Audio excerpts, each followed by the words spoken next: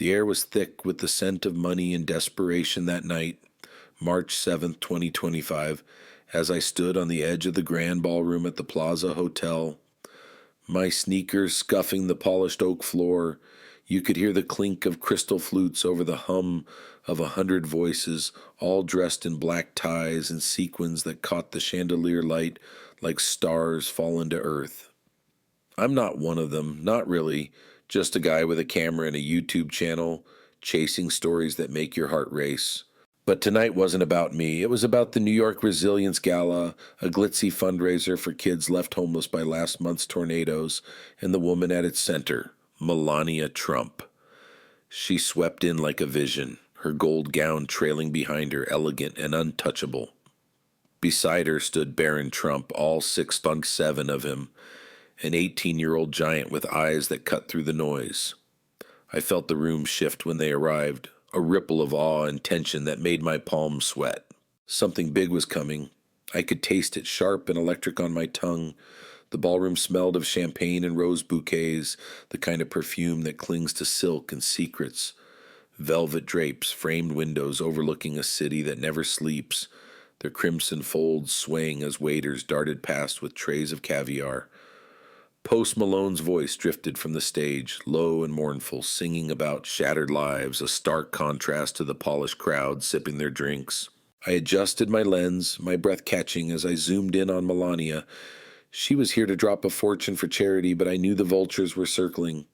One in particular, Mike Harper, a wiry journalist from the Daily Vanguard, his man bun slicked back and his grin sharp as a switchblade. I'd seen him before, smelled the arrogance rolling off him like cheap cologne. He thought he was king of the hill.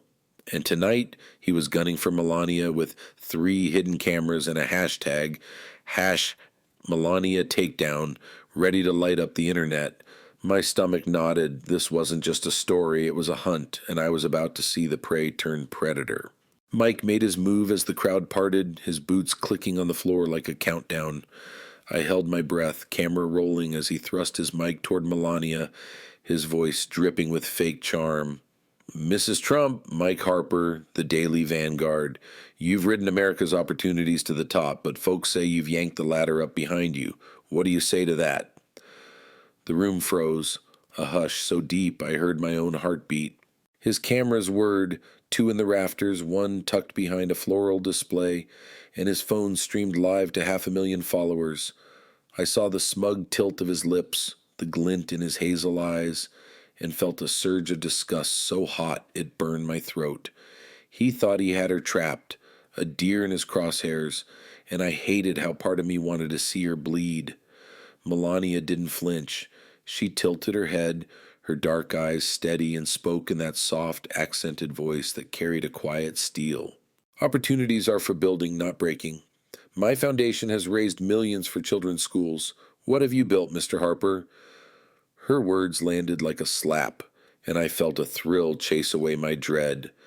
The crowd murmured, a few nods rippling through, but Mike wasn't done. He stepped closer, his grin tightening, ready to twist the knife.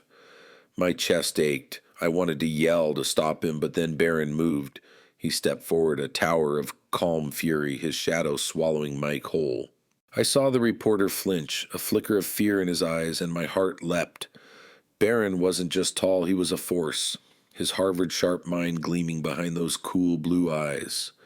Interesting take on journalism, Barron said, his voice smooth and cold, cutting through the silence like a blade. He held up his phone, swiping to a tweet Mike had posted last week. Conservative women are gender traitors. Do you always mask your misogyny as progress, or is that just for special nights like this? The crowd gasped, a scattering of laughs breaking the tension, and I felt a wild grin split my face. Mike's cheeks flushed red, his hands twitching, but he tried to rally.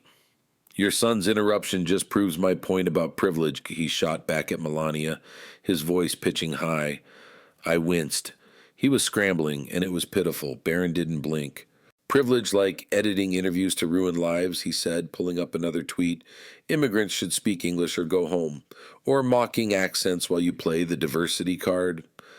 The ballroom erupted, Phones flashed, recording every word, and I felt the air crackle with energy. Mike's cameras caught it all, but not how he'd planned. His smugness was crumbling, sweat beading on his brow, and I could smell his panic, acrid and sharp. He stammered, "This is about your mother's role." But Barron cut him off, stepping closer, his voice a velvet hammer. "My mother? The immigrant who speaks 5 languages and funds literacy for kids? Or did your team skip that while crafting your hit piece?" My hands shook on the camera. I was witnessing a massacre, and it was beautiful. Mike fumbled his notes, his bravado gone, and I saw the moment he realized he'd lost. His shoulders slumped, his eyes darted, and the crowd leaned in, hungry for the kill. Barron didn't let up. He scrolled again, each swipe a nail in Mike's coffin. "Let's talk your article on toxic masculinity," he said, sarcasm dripping like venom. "Wrote it the same week you bullied female interns at the Vanguard. Hypocrisy a job perk over there." Screenshots flashed on his screen, internal complaints damning and real, and the crowd sucked in a collective breath. I felt a rush of vindication so strong it nearly knocked me over. Mike's face went white, his mouth opening and closing like a fish on a dock. "This is about the Trump impact," he tried, but Barron was relentless. "Impact like my mom's programs your network ignored? Or your gala where you auctioned jet trips while preaching green living?" The room was alive now, a sea of whispers and gasps, and I felt the weight of it pressing on my chest. Pride, awe, a little fear. Mike was drowning, his hands shaking, his camera still rolling as his humiliation streamed live. Melania watched, her hand resting lightly on Barron's arm, a quiet smile tugging at her lips. I saw her strength in him, her grace under fire, and my throat tightened. She'd raised a warrior. Mike's last gasp was weak. "The public has a right to know." Barron laughed, a sound that chilled me to the bone. "To real journalism, not your clickbait circus. The public deserves to know you were fired from 3 networks for faking sources. I've got the IPs to prove your anonymous tips are just your burner accounts." That was it, the knockout. Mike's knees buckled, his face ashen, and he turned to flee, shoving through the crowd. "Don't forget your mic," Barron called, his voice ringing out. "And next time, check who's setting the trap." The room exploded in applause, a roar that shook the chandeliers, and I joined in, my voice raw. Mike vanished, his career in tatters, and I felt a fierce joy mingled with relief. The gala's mission soared, donations spiked, and I stood there, camera still rolling, knowing I'd caught something epic. But the night wasn't over. There was more to come, and I could feel it simmering beneath the surface. The applause still echoed in my ears as I steadied my camera. The Plaza Hotel ballroom now a cauldron of heat and sound.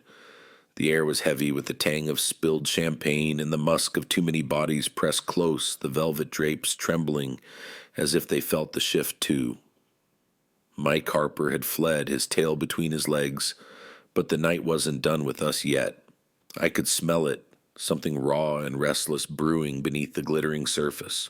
The chandeliers cast jagged shadows over the crowd, their crystals tinkling like a warning bell. Post Malone had switched to a gritty ballad, his voice rasping through the haze, and I felt the hairs on my neck stand up. Melania stood poised near the VIP bar, her gold gown catching the light, while Barron loomed beside her, his phone still glowing with evidence of Mike's ruin. I was buzzing, my skin prickling with the thrill of what I'd just seen, but my gut told me the real fireworks were still to come.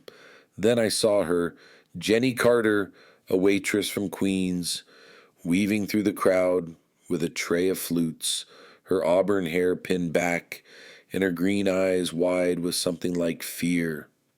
I'd met her earlier, grabbing a quote about working the gala to pay off her kids' medical bills. She was 32, a single mom with a laugh that hid a world of hurt, and now she was heading straight for Melania, her steps unsteady. My heart skipped. She wasn't just serving drinks tonight, she was carrying a story. And behind her, lurking near the stage, was Tom Riley, a grizzled ex-cop turned private eye, his gray suit rumpled and his jaw set hard. I'd heard whispers he'd been digging into the Daily Vanguard for a rival outlet, and the way his eyes tracked Mike's exit told me he had dirt. The room felt like a powder keg, and I was standing too close to the fuse. Jenny reached Melania just as the crowd's buzz settled, her tray clattering as she set it down. I zoomed in, my breath shallow, catching the tremble in her hands. "Mrs. Trump," she said, her voice cracking like thin ice. I I need to say something." Melania turned, her gaze softening, and I felt a lump rise in my throat. Jenny was small next to Barron's towering frame, but her words carried weight. "I worked at the Vanguard 2 years ago. Mike Harper, he fired me when I wouldn't fake a story about you, said I wasn't team player enough." The room hushed again, a ripple of shock spreading, and I saw Melania's lips part, her eyes flickering with recognition. My chest tightened. Jenny wasn't just a bystander, she was a casualty of Mike's war, and now she was stepping into the fight. Barron's head snapped up, his cool mask slipping for a split second, and I caught a flash of anger in his blue eyes. "You've got proof?" he asked, his voice low but edged with something dangerous. Jenny nodded, pulling a crumpled USB drive from her apron. "Emails, recordings, he bragged about it." I felt a surge of adrenaline so sharp it hurt. This was dynamite, and Barron knew it. He took the drive, his finger steady, and plugged it into his phone.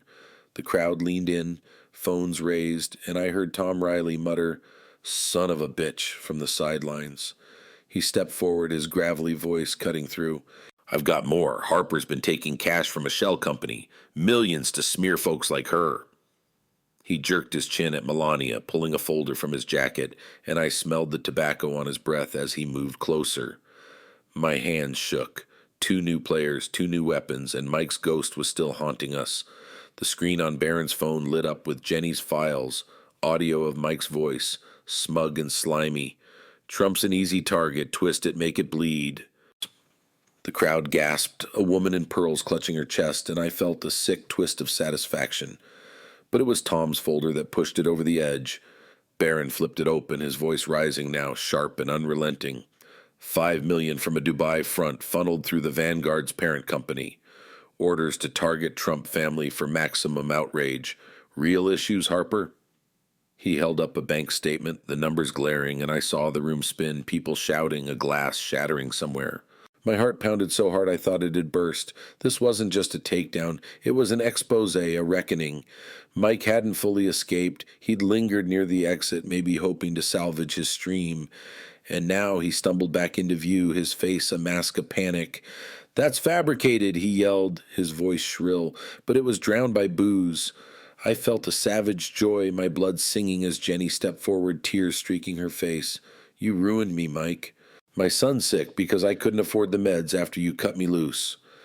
Her pain hit me like a freight train, raw and real, and I saw Melania reach out, her hand steadying Jenny's trembling shoulder. Tom growled, "You're done, Harper. I've got witnesses. Your own interns are singing."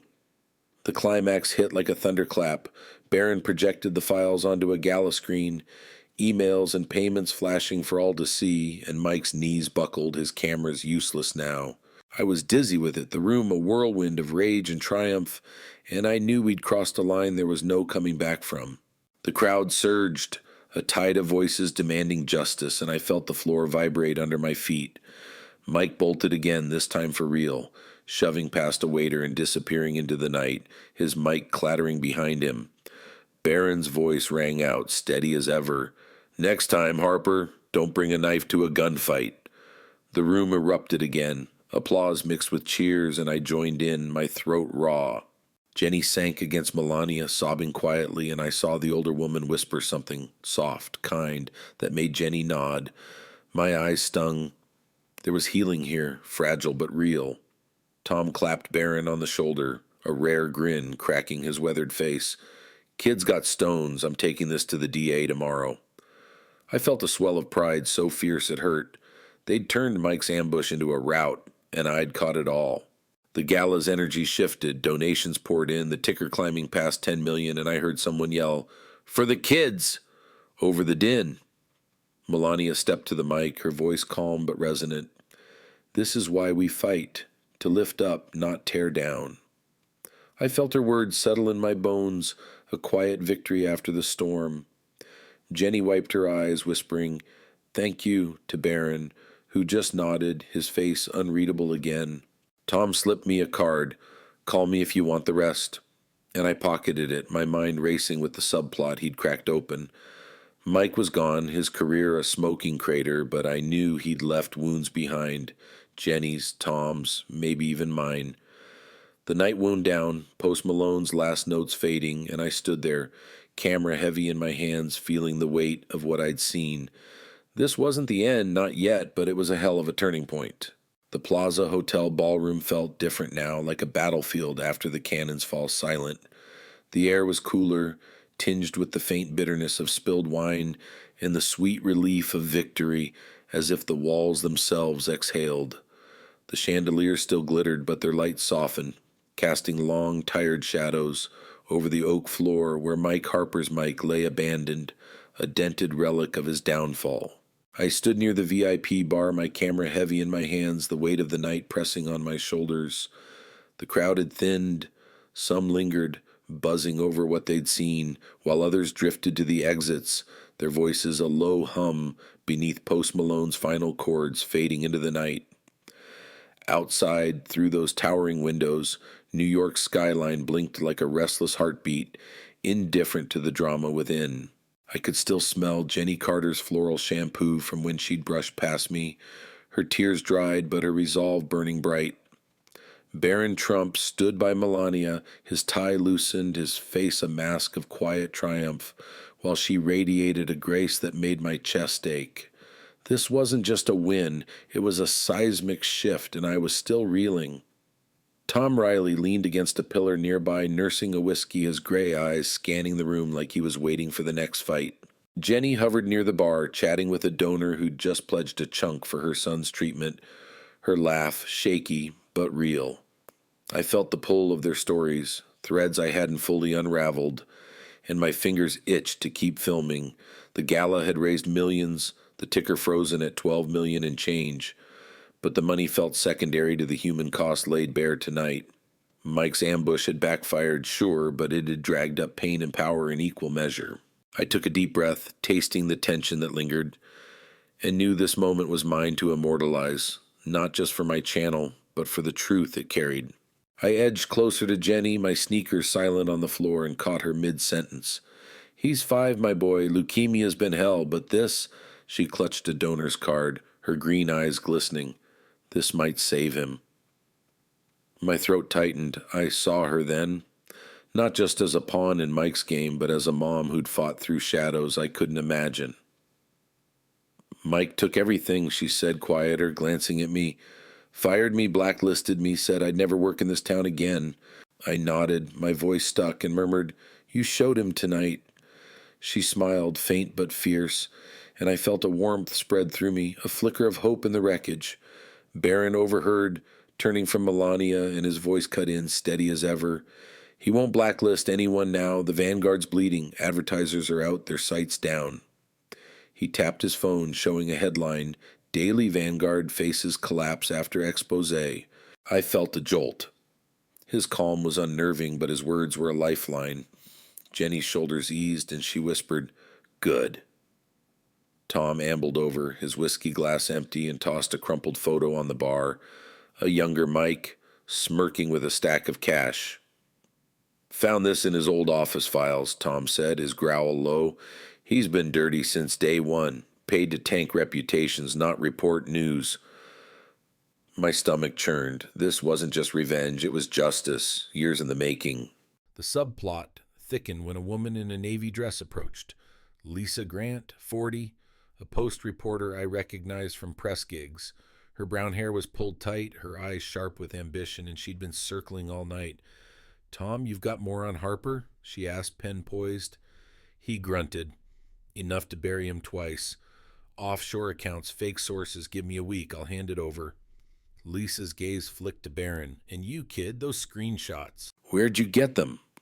Barron's lips twitched, a rare hint of a smile. 2 weeks of digging. He followed our socials, I followed his soul. I laughed, a short, sharp sound. His wit was a blade, and I loved it. Lisa scribbled fast, muttering, "This'll be front page," and I saw her wheels turning, a rival outlet ready to feast on the Vanguard's corpse. My pulse raced. This wasn't over. It was spreading. The climax hit when a shout came from the back. Mike, back again, wild-eyed and disheveled, shoving through stragglers. "You can't do this," he bellowed, his voice ragged, pointing at Barron. "I'll sue, I'll—" Tom stepped up, towering over him, and snarled, "Sue with what? Your career's ash, Harper." Jenny spun, her face paling, then hardening. "You don't get to scare me anymore," she said, her voice rising, trembling with years of pent-up fury. "You took my job, my peace. My son's still fighting because of you." Mike flinched, his bravado cracking, and I felt a surge of pride so fierce it burned. Barron held up his phone, calm as death. "One more for the road. Your text to your editor. Need rage bait by 5 trumps the ticket. Public deserves that, right?" The screen flared, the crowd roared, and Mike's last stand collapsed. He turned, stumbling out, and I saw the defeat in his hunched back, a man broken by his own game. The room settled, a hush falling as Mike vanished into the night, his shadow swallowed by the city. I lowered my camera, my arms aching, and felt the weight lift, just a little. Melania stepped forward, her voice soft but piercing. "This is what matters. Helping, not hurting. Thank you all." The crowd clapped, a warm, weary sound, and I saw tears in Jenny's eyes as she hugged her donor's card tighter. Donations ticked up, 15 million now, and I heard Tom mutter, "Damn good night," as he pocketed his folder. Barron loosened his tie fully, glancing at Melania with a nod, and I caught the pride in her smile, a mother's quiet victory. My heart swelled. They'd turned a trap into a triumph, and I'd been there to see it. Later, I sat on a velvet bench, editing clips on my laptop, the ballroom nearly empty. Jenny found me, her apron off, and slid me a coffee. "You're putting this out there?" she asked, hopeful. "Tomorrow," I said, grinning. "The world needs to see you fight." She laughed, a sound like dawn breaking, and I felt lighter than I had all night. Tom lingered by the door, tipping his hat. "Harper's done, but he'll crawl back. Watch yourself." I nodded, a chill creeping in. Mike's ruin was sweet, but not final. Lisa was gone, chasing her scoop, and I knew the story would grow, tentacles reaching beyond this room. Barron and Melania left together, a unit unbroken, and I envied their strength, their bond. I stepped outside, the March air biting my face, and looked at the city lights. Mike was out there, a ghost of his own making, his arrogance a wound that'd fester. I'd won tonight, my footage was gold, my subs would lose it, but the lesson hit harder. Dig too deep for dirt, and you might bury yourself. I whispered into the dark, "Keep swinging, Mike. See where it gets you," and turned back to my hotel, the story alive in my hands. It wasn't over, not for him, not for us, and that was the beauty of it. Tell me, folks, what's next for a man who lost it all? I'm listening.